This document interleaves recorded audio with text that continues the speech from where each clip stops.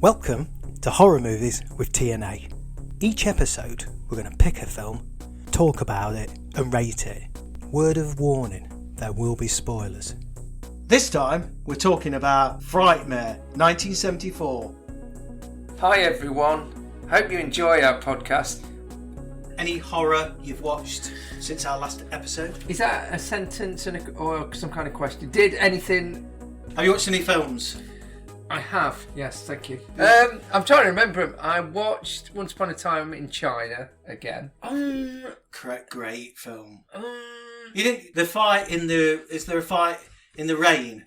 Yeah, nice. No, I think the earlier fights are better. I think the latter fight in the... Too much wire work. Yeah, they're floating around with ladders and I forgot about in the hay bales, and they're just not... What they're doing is chasing each other a lot. Like bouncing around rather than having a fight. Yeah. I have recorded old school. The other two, Once Upon a Time in China 2 and 3. And I was looking forward to it, but now I'm not sure I can be arsed. Not that it's not a bad film, it's just, I remember it being loads better, possibly because it is a very good Kung Fu film. But I think, I'm kind of agreeing with you. There is too much, especially on the end fight. It doesn't even feel like a fight. The end bit. They almost don't touch the floor for quite a while. I don't mind if it's like Zoo Warriors of what's it called? What's it called again? Zoo Warriors of Magic Mountain, wasn't it? Yeah, I was going to say Fire Top Mountain. What the fuck's that?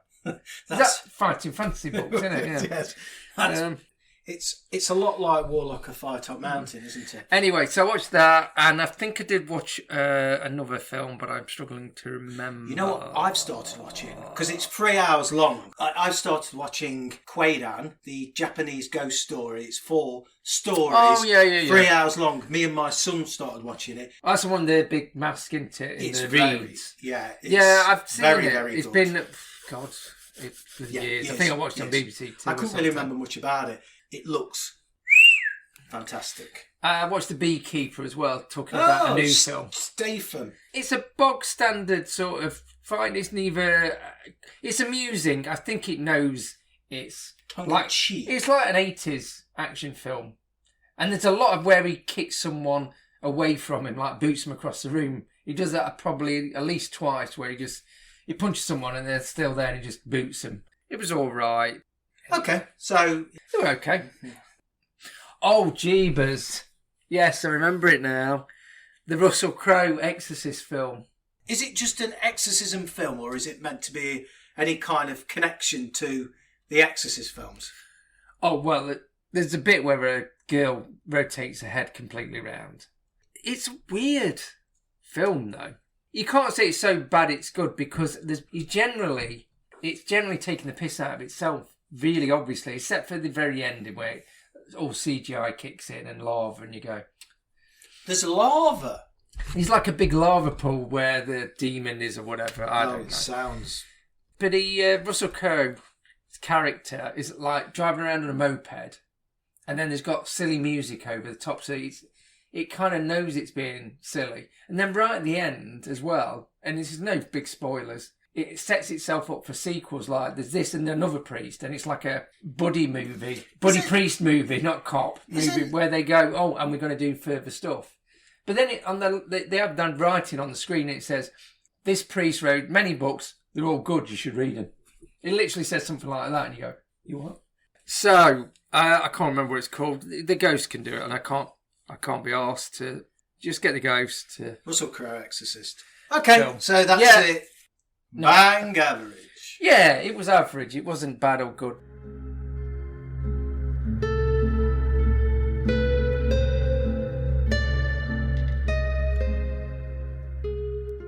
Anyway, we're talking about a different film today, aren't we? We're talking about Frightmare, 1974 Pete Walker film. Yeah. AKA Once Upon a Frightmare, Cover Up. Don't really understand that. The relevance of Cover Up, and Frightmare 2 in the US, because I think there was already a film with a title Frightmare, so they called it Frightmare 2. Really? No connection between the two films at all. Tagline: what terrifying craving made her kill and kill again? I mean, even Frightmare doesn't make a lot of sense. It's a great No. title, Yeah, no. but it doesn't really... No, not really. My big thing is I remember the videotape cover, the VHS for you kids. What's VHS stand for? Video higher sexy. High.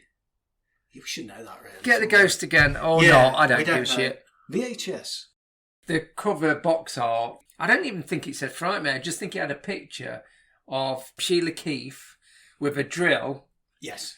and her looking manic, which. Yeah. And it was on pure black though, so all you could see was her face and a drill. Yeah, quite a vivid. Yeah. And I've tried to look for that video box art and I can't find it on the internet. I can find all the posters, but not exactly, at least what I thought I saw. So unless it's that thing where you think you saw something you didn't. What's that Mandela effect, isn't it? Is that right? Well, I've not heard of that, where you think you've seen something, but it's not real. Yeah. I know Mandela House, wasn't that where the Trotters lived? Pete Walker, a bit like Norman J. Warren actually, he started out by making adult films before he moved into horror films.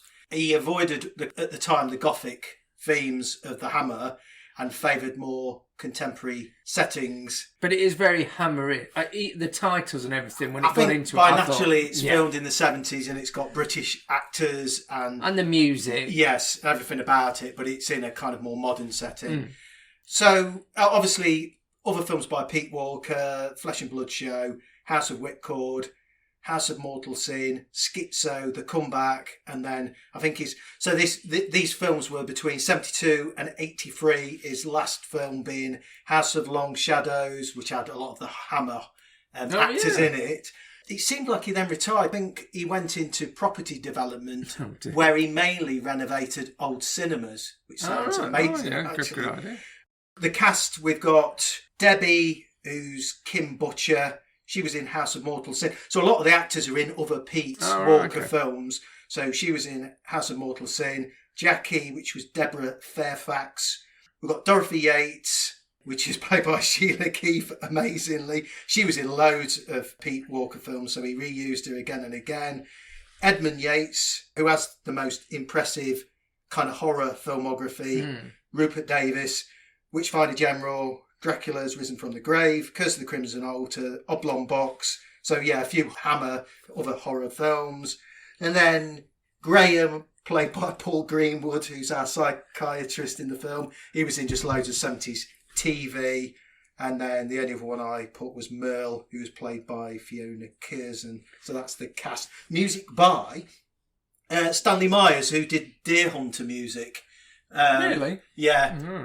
I'm assuming he didn't do the main theme for Deer Oh, no, Hunters. that was... What's his name, wasn't it? Yeah. Yes. But he did other music throughout that, and he did a lot of other kind of films and TV anyway, so that's it. Interestingly, some of the reviews for this film at the time were used on the posters, so where the reviewer said this is a despicable film, they then put it on there, it, which is a great exploitative device, I think, from him. Well, I think, we'll get into it, but it's early 70s. I mean, there was, obviously, when was Texas Chainsaw Massacre? Well, this was known as the British Texas I don't think it is.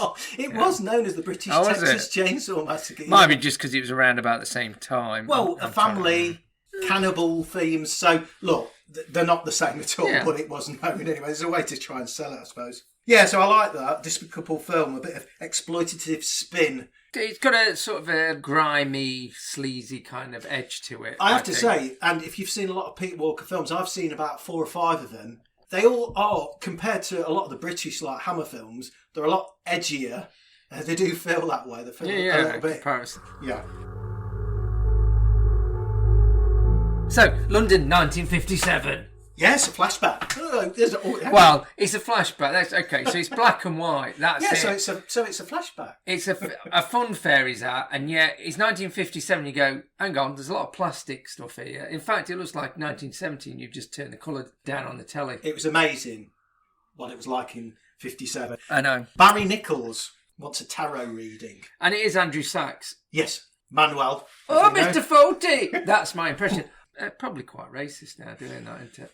I would imagine so, yes. Barry becomes our first victim straight away. He's murdered. He goes to a caravan to have his tarot reading. We don't see anybody that he talks to, but then the camera travels through the caravan and comes upon his head that has got some kind of something sellotape stuck to his. Well, you can't see it first, so you know there's blood up the wall, and it's black and white, and then the door opens and he tilts his head and turns and to he's reveal. got his head bashed in. Yes. And then it goes to a courtroom scene.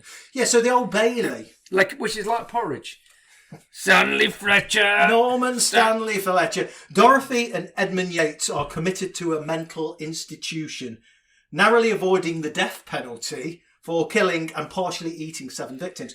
And so the judge, and this is key because it plays this again at the end, says, "And let the members of the public be assured that you shall remain in this mental institution until there can be no doubt whatsoever that you are fit and able to take your place in society again." And that's a message throughout this film, actually. Yes. What? Edmund, actually, we learn later on, gets locked up with Dorothy by acting equally batshit crazy, because we're not sure, actually, that he is... Yeah, we don't find out they're cannibals at that point, though. He doesn't say it, does he? No, I don't think it does. He just puts them away. And then, well, yeah, it's sort of like half an hour or 20 minutes from the end, more and more stuff gets revealed, but yes, there's no real twist at the end, to be quite honest, really. No. So that's pre-credits, then the credits roll, the credits are overlaid over top of tarot cards, because that's a bit of a theme, and that's it, really, and then we start.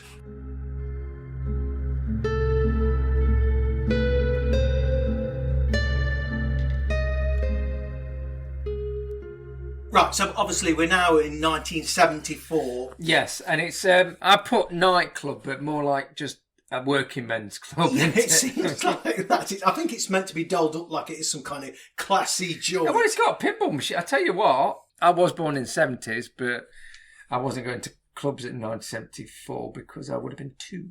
Yeah, Debbie, 15-year-old tearaway, is in with the wrong crowd, and some bikers. Right twat. She's a little shit. I mean, you find out she's a massive twat at the end, but she immediately you're not really on her side. She's meant to be 15 as well. She's in with the wrong crowd, some bikers, although I think they probably give bikers a bad name, to be honest. You give bikers a bad name. They're causing trouble wherever they go. Debbie's a shit. Debbie's a shit stirrer. Yeah. Oh, because she doesn't get served at the bar, and then she goes back to her boyfriend biker and says... she says something about the barman had said she was a tart. Yes. So she eggs on her boyfriend to jump the barman after hours. Oh! In fact, she says, "He called me a tart," and the biker says, "Oh, he did he?" Some of the script is... I loved it. It's not just the script. It is the way that they play it, and obviously the way the director's gone... Yeah, don't worry, make it a bit stilted. Some of them talk of their thoughts. Yes. They go, that's unusual, isn't it? Debbie's older sister, Jackie, she's at a dinner party, so this is the other extreme. I know, and I said, are the two places, the working men's club that's been dolled up to look like a nightclub, or this horrible dinner party with twats? I was going, no, I'll go back to the nightclub then. But they're having such fun, though. Oh, Jesus. This is Jackie with her friend Merle, who she works with. They're makeup artists, actually, at the BBC. Oh, no, yeah. You see that, don't you? Later. He goes, how am I meant to blow my nose? With difficulty. Oh. Well, there's Merle's boyfriend, and then there's Graham, who's taking a shine to Jackie. I put the party seems a bit of a hoot, which it does. I mean, if that's what I think of when anyone says, "Oh, do you want to come round for dinner?" Well, and that's why I don't get invited to any dinner party. I'd rather be in a nightclub with pinball machines. Oh, would you? Yeah. Graham's a psychiatrist, and at one point, the other guy tells a joke, and Graham doesn't really laugh. And Merle says he's probably analysing the psychology of humour. Obviously, psychologists are a bit of a rarity in them days. They don't really understand it. It's not that they're bad actors. I think they're just being directed a certain way it's quite a basic fashion. It's stilted is the best way of putting it. It is sort of, and there's a bit, and I can't remember exactly, and I don't think you would have talked about it, but a bit where Debbie, the 15-year-old, picks a phone up. She runs to get the phone.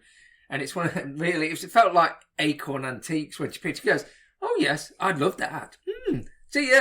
And puts the phone down and you go, Did we need that? No. I don't know.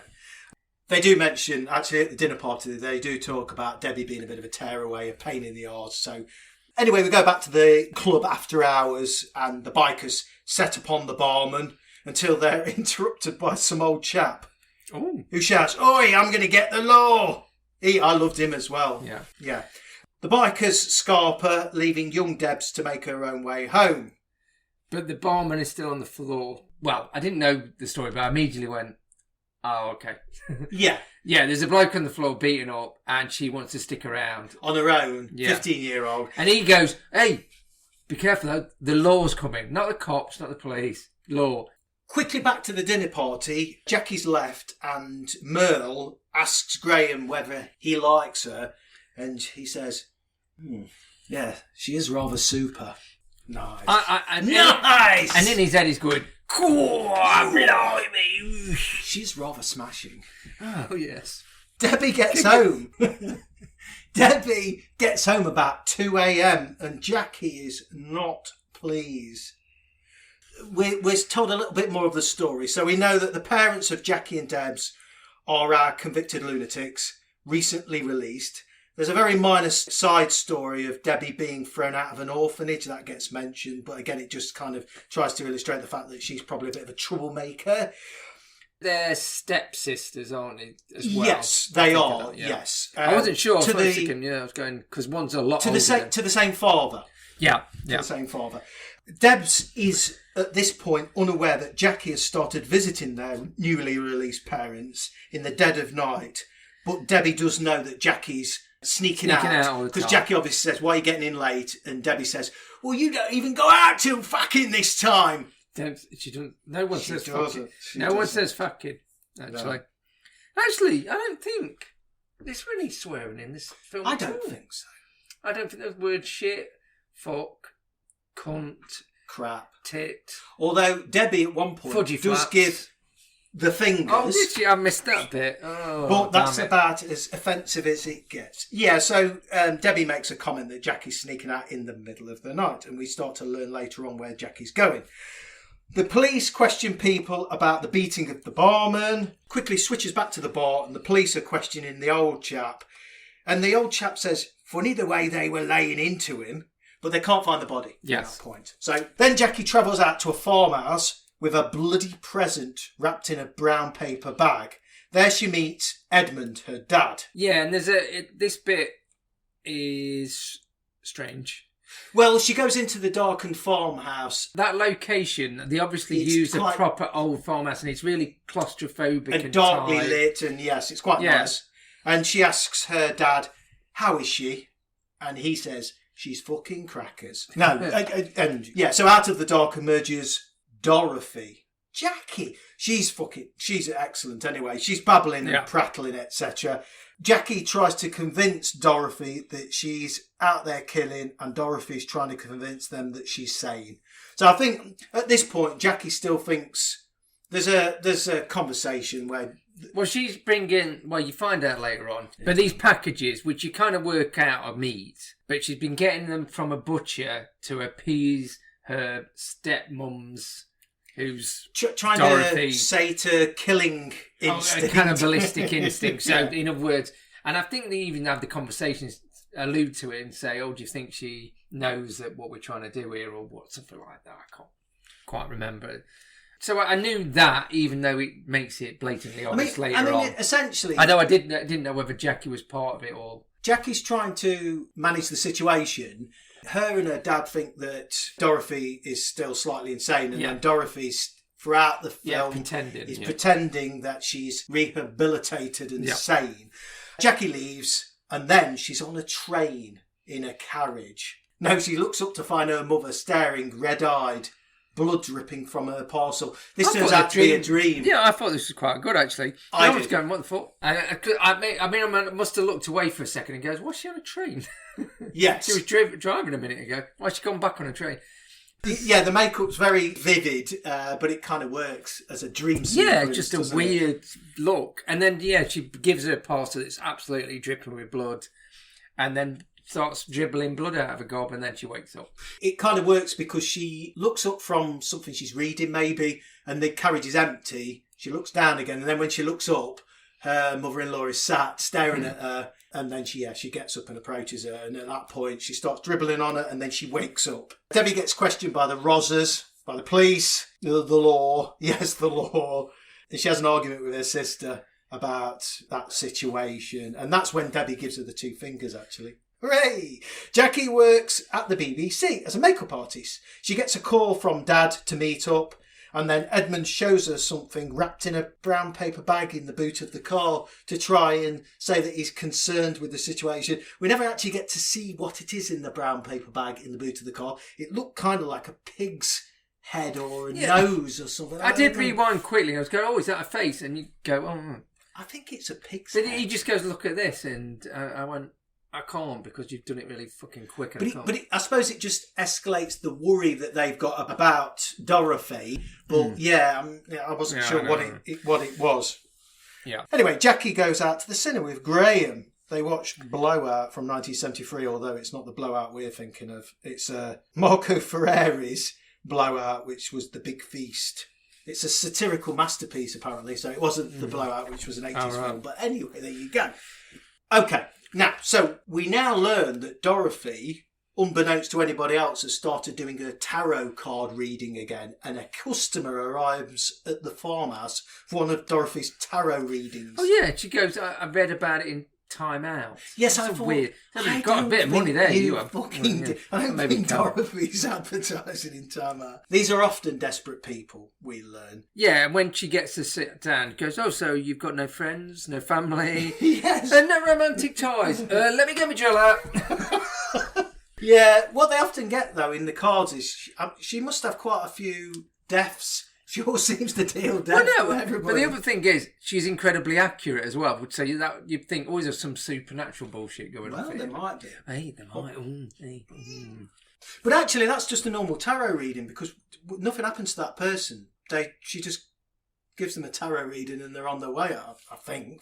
No, she kills the fucker. No, she kills Delia later on. She doesn't kill that person, I don't think. I think she does. You just don't see it on screen. You don't see anything. He puts away, but I think that's the thing. You don't know whether she is killing, and then you find bodies piling up. At least I think again. Yeah, I might have missed that. I know she deals the card death for every fucker. So yeah, no, but you're right. You don't see anything for that one. That one, we'd probably see the body in the shed later on. Maybe. Jackie's back at the farm anyway, and she confronts Mother, believing she's up to her old tricks again. Dorothy explains she's helping people with her tarot readings. Actually, just sorry, the drilling scene, isn't that of that woman?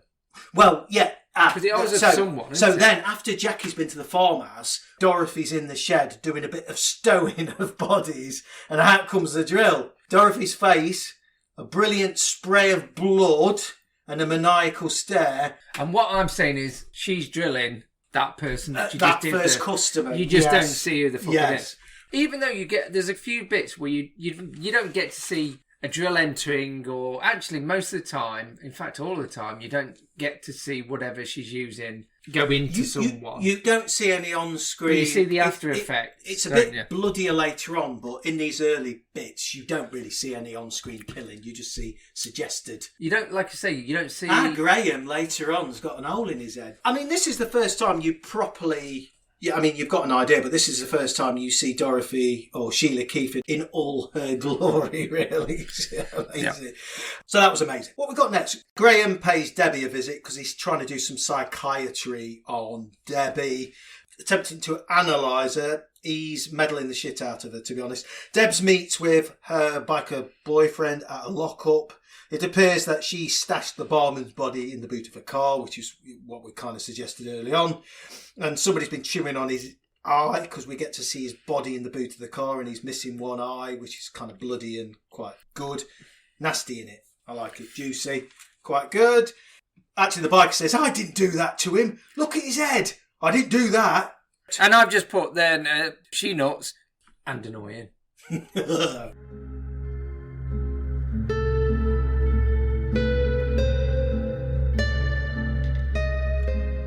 Graham goes to speak to Dr. Lytell.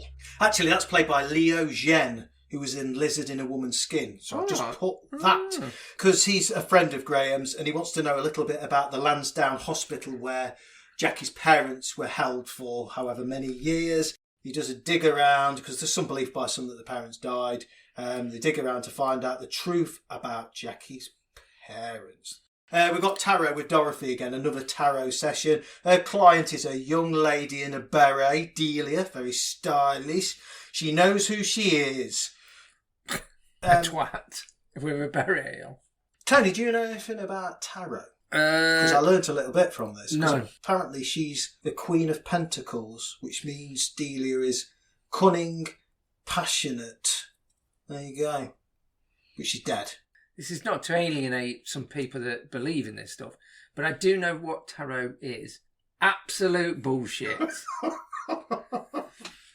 But again, you know, but it's like each to their own. If you believe in that, I could go say a lot of other stuff I don't believe in. Hey, listen, if it gives you something, then stick with it. But it's probably a little bit like astrology guff. A movement catches Delia's eye. Delia said, "You said you were alone." Fucking Dorothy says, "Sometimes the little animals come in. They go all over the place. They're awfully naughty. Do you like animals, Delia? Little squirrels and things. There's one peeping at you down there." What? I can't fucking remember this bit. I urge you to go back and watch the bit where she says, "There's one peeping at you down there." I'm going to say that to my wife tomorrow night. Have a look. Dorothy becomes threatening, psychotic. It turns all of a sudden. As soon as she's told her about something peeping at her, she grabs the poker. Oh, yes. You're quite mad. Yes, she says that. It took you that fucking long.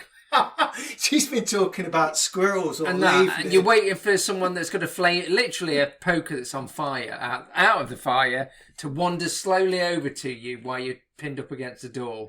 Yeah, it runs her through with a red hot poker. Yeah, again, you don't get to see it, but it is quite grim in a way.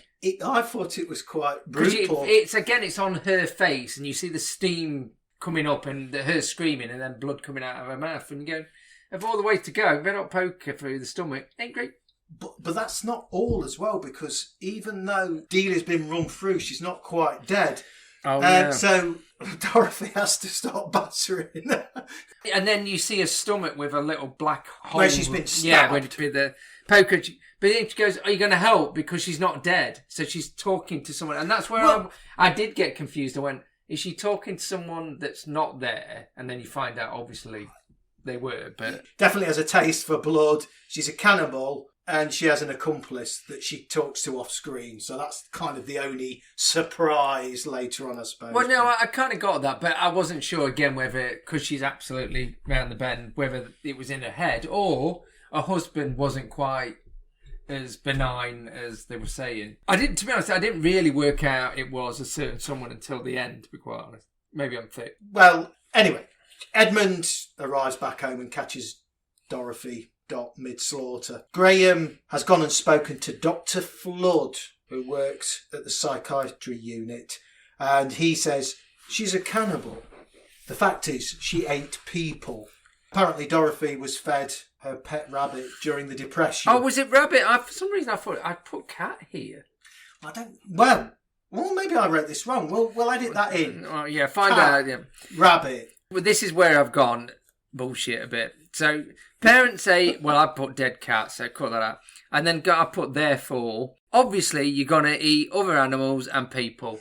It becomes a pleasure, apparently. Yeah, I mean, again, COD psychology being used to say, you eat one of your animals, you're going to start, I tell you what, you're going to eat people sooner or later, aren't you? It's the logical next step. The doctor says, they've been released, but don't worry, they're completely cured. As sane as you or I. So again, it's this thing about rehabilitation, released back into the society. Edmund realises that Dorothy's been doing a lot of stowing in the hay. He realises that she started again as soon as she left the Lansdowne unit. Edmund confronts his wife Dorothy and he realises that she is as mental as she ever fucking was. Yeah, she's As they would say in the 80s, radio rentals. Yeah, radio rental. And he finds a few bodies again under the hay in the shed. That's where she's been stowing all the bodies. However, I like Edmund because he ends up clearing up all of Dorothy. He clearly loves her because he's just scrubbing the floor and he's cleaning up all of her shit all the time. Yeah. Now involved where he wasn't before, and he's protecting her because he loves her. It made me laugh as well because at one point she says, "In the future I'll come by myself," and he goes, "In the future?" I did get that. He goes, "In the future, I can see it's upsetting you, so I won't involve you. Come by myself." Oh, for fuck's sake. You might as well go, for fuck's sake. Jackie and Graham discover the truth about Debbie's biker and the barman story. They show the body to the police, actually, to try and manage the situation. Yeah, it doesn't work out for them because No. the police beating up with a chain. It's suspicious. She blames her biker boyfriend for doing it, and they go, "No, that wasn't beating up by a chain." Let's have a word with Debbie now. Come on. Yeah, well, she jumps on the back of her boyfriend's bike and they leg it to, well, the roadside and say Bognor, but I think they're heading to the farmhouse. They arrive at Deb's parents while she goes in and shit stirs with the parents. She says, "Hello, Dad," and obviously he goes, "Hello, Dad." And he goes, "Oh, for fuck's sake." Yeah, what? Well, he does then. He just goes, Who the fuck are you? Yeah, so while she goes and kind of starts shit stirring and actually starts turning her parents against the sister Jackie, the boyfriend goes exploring in the shed. He finds a body under the hay and obviously is shocked. And then when he turns, he's summarily dispatched with a pitchfork.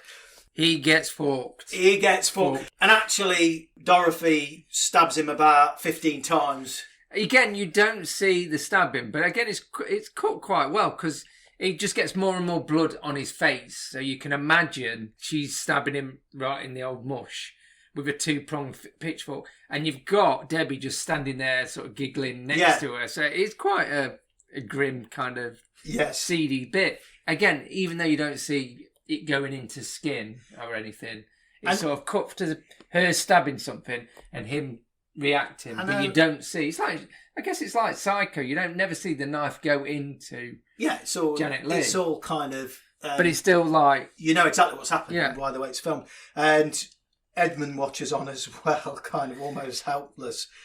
Yeah. I thought that was a grimmest murder, actually, isn't it? Because it went on a lot longer than I thought. And you've got like a young 15-year-old girl standing next to your mum. Yeah. Graham is incredulous because he's just talking to Jackie about Jackie's plan to keep taking bits of meat to her mum, Dorothy, to try and... Oh, yeah, you see a bit of brain in a bag. You genuinely thought you could diminish her killing instinct by pretending you were doing it for her. So Graham's basically saying, what the fucking hell are you doing? Yeah, but also Graham is in the belief that, no, your parents are fine. They've been rehabilitated. I've been told, calm down, Well, he was told dear. by one of his Calm colleagues. down, dear. Calm down. Dear. So now Debs is joining in with Dorothy and Edmund is cleaning up for the both of them. And Debs continues to try and convince her parents to kill Jackie next. So she's fucking mental. Absolute git. I've said it again. I said, what a git. Kill your stepsister. Yeah, all right then. And Graham and Jackie come up with this plan that Graham's going to turn up at the farmhouse to try and delve deeper into this situation and pretend that he wants a tarot reading. So, because obviously the parents don't know who he is at this point. It's utter bullshit, this bit. But it's all mental anyway, so it doesn't really matter. No, this is all part of the plan. Woohoo! Go on, Graham. Come on now, Graham. Graham is thick as pig shit Come anyway. on now, Graham. Don't know how he got his doctorate, put it that way. He is rather smashing. Graham goes in for a tarot reading. Right, so Graham goes to the door in the middle of the bleeding night. Eddie answers the door, the husband of the nutter. After all this shit's gone off, decides to answer the door for a start in the middle of the night and goes, "Oh yeah, what do you want?" He goes, and I want a tarot reading, please, or whatever he says. I'm leaving early tomorrow, so I need to have a tarot reading. Yeah, and generally, like I say, you would just say, "Oh, fuck off, I've got a nutter." I'm doing some stone in the shed at the moment. Yeah. Can you come back tomorrow? And Graham keeps pushing it, and then he goes, "Oh, I'm a bit ill." He goes, "Oh yeah, come in then." Why? He says he's a bit ill. He goes, "Oh yeah, all right, come in. Get in the pot." It's a device that works because Graham gets in for a tarot reading, and this is the Knight of Pentacles. Sheila's good as well. She knows that Graham's She knows everything about Graham. I know. But that's a tarot card. But I want also, she kind of knows because obviously... Well, no, she doesn't know him at that point. She hasn't said anything. Well, no, Debs comes in later on, doesn't she? Well, yeah, but she goes, so it's all magic then? Because she goes, oh, I know you're a doctor. It's the power of the tarot cards. The power of the tarot cards are foretold. His future and his past. Then Debbie appears from behind the curtain and reveals Graham's He's a fucking ploy. doctor! And Sheila Keefe, or Dorothy, says, you lie, you lie, you lie, you lie! Yeah, I've got that. Well, did you? It goes, you lie, etc. Paul, because I think she may say it more than 3 times. She says it lots of times. I have the proof in the cards. Well, no, Debbie fucking told you, so, it's not all that. Well, Debbie rings up Jackie and goes, Graham's here or something. Oh, yeah, Debbie gets Jackie to arrive at the farmhouse. Literally rings up and says, oh, yeah, I'm at the farmhouse. And he goes, you what? You at the farm? Listen, now Jackie finds out that Debbie and Graham are both at the farmhouse with Eddie and Dot, so she goes. When she gets there, she finds Edmund with a nasty scar across his face because he's obviously been battered with the poker. The girls have struck him. Jackie, your mum's had a very serious relapse, he says. Yeah, she's had a very serious relapse. I was laughing at that bit. In other words, she's fucking still mental and eating people. Oh, Jackie, it's not good. Shrug emoji. It's really not good. And then Jackie goes up for the final horrifying scene. So I know, and this is ace as well. Yeah, because it's in a dingy attic as well. Yeah. She goes up into the loft and there she finds Dorothy and Debs with a freshly drilled Graham. And his face is an absolute mess. Yes. And they're both hunched over. And one's got a drill and one's got a cleaver. Edmund blocks Jackie's exit, and as the film freezes on Edmund's face, he's forced to watch his wife and daughter, well, we believe, kill... not kind of forced, he's his kind other of daughter. decided, I'm giving into this and I will kill my own daughter. Yeah, an incredibly fucking bleak ending. Yeah. Then it replays the bit of the judge's final statement. Over his freeze-framed face that then goes to a negative as well, doesn't it? Yes, over Edmund's face. It has the speech from the beginning of the film of the judge saying, you shall remain in a mental institution until there is no doubt that you are fit for rehabilitation. And it plays that same bit again. Just very quickly, BBFC... cut to fork. Just as a quick final bit, in terms of the cuts, originally the film suffered from cuts to the scenes of the boy being killed with a pitchfork to the face. That was reduced by a few blows. And the scene with the blood gushing from Delia's mouth when she was stabbed with the poker. So they're the main cut bits. I'll give you a review. I do feel like Pete Walker's films almost like a bit of a guilty pleasure. I think I quite like his films. I can't quite put my finger on why though. I've seen a few now. I've seen Schizo and Flesh and Blood and The Comeback and Shadows. I quite like all of them. I think he tells quite interesting stories about evil, horrible people. Is it writer David McGillivray as well? Oh, yes. I think he's got a big stake in it because he's a weird, quite grim writer as well. Yeah. So I do think it's not just Pete. I think it's David as well. Well, maybe not just Pete then, yeah. So I think he tells quite interesting stories. I'm not sure he always films them in an interesting way, but he tells them. And at times, inevitably, they can drag a bit. I mean, the first 15 minutes of this with Debs and the bikers and the barman being a case in point, I think you'll like this. I think it explores quite relevant topics as well. The rehabilitation and reintroducing people back into society. Family, listen to this, fragmented family structures, class struggle, matriarchal cannibalism, all explored in this film. Well, I would say at one point, or a couple of points, it felt like a kitchen sink kind of drama from the 60s. Well, some it was of these do. Mainly because it was a bit stagey. Yes, some of it does. Definitely won't be to everybody's taste because I've seen reviews where some give it 2 and some give it 10. You know, oh no, it's got average. I did have a quick look. It's sort of got 50% kind of reviews, hasn't it? But in my case, an 80s, 70s British horror that isn't gothic-y period, but has a more kind of contemporary setting, seemed to really tick all my fucking boxes for a 52-year-old. And the brave kind of Eden Lake-esque downbeat ending I thought was amazing. So I really liked it. 7.5. Ooh. Which I thought was very fucking generous. Yeah, I really like. I mean, the thing is as well, fucking Sheila Keefe. Oh, fucking hell. Sheila, take a bath. But fucking, yeah, how good is she in it? She's amazing. So I'm getting into my review now, but the bit that makes it better than other horror films of the same period, if you compare it to Hammer 1, even ones that were like more modern, like, what was it, Dracula AD 1972 or something. Yeah. It was still sort of cliched, and it could have still been in the 50s. Well, not 50s, but bloody whenever it was meant to be originally set. I forget now. Yeah. But it was still, a bit sort of cliched and not great. Where this is contemporary of that time, even if a bit stilted. The big thing is that location, and it's cramped, and it's, you could tell they're in an actual farmhouse and an attic, and it's sort of a bit. There is a bit of claustrophobic because they do a lot of close-ups of faces as well. I probably didn't have a bloody choice because it does look like a tiny little farmhouse where the fire is there, and you can't. It's not like you'd have a widescreen there, is it? Because they're all next to each other going, all right. And again, I think, is it David McGillivray? I'm going to say it really badly, whatever the writer is.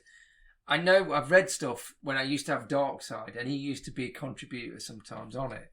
And he would always, and he was quite a funny bloke. So I think he had a big part in all of his sleazy kind of films. So yeah, I enjoyed it. I mean, probably not as much as you, because I was thinking I enjoyed it, and I like sleazy kind of grim kind of films like that. But I was thinking, would I be able to sit through it again? Eventually, but not straight after. Not straight after. I quite give it 6.5 in the end. Yeah, I quite enjoyed the second viewing. Mainly, and I was quite looking forward to seeing Sheila again. And I think as well, I remember when I watched, and we watched this a year back, when we watched Manchester Morgue, and I got that same kind of 70s nostalgic, just the fact that kind of watching people on the streets. Yeah. 6.5 and 7.5 then, yeah, that's quite good. So Pete Walker's Frightmare, we really quite enjoyed it. It was quite good. Anyway, thank you for listening. We are Horror Movies with TNA. Please subscribe. See you soon. Cheers.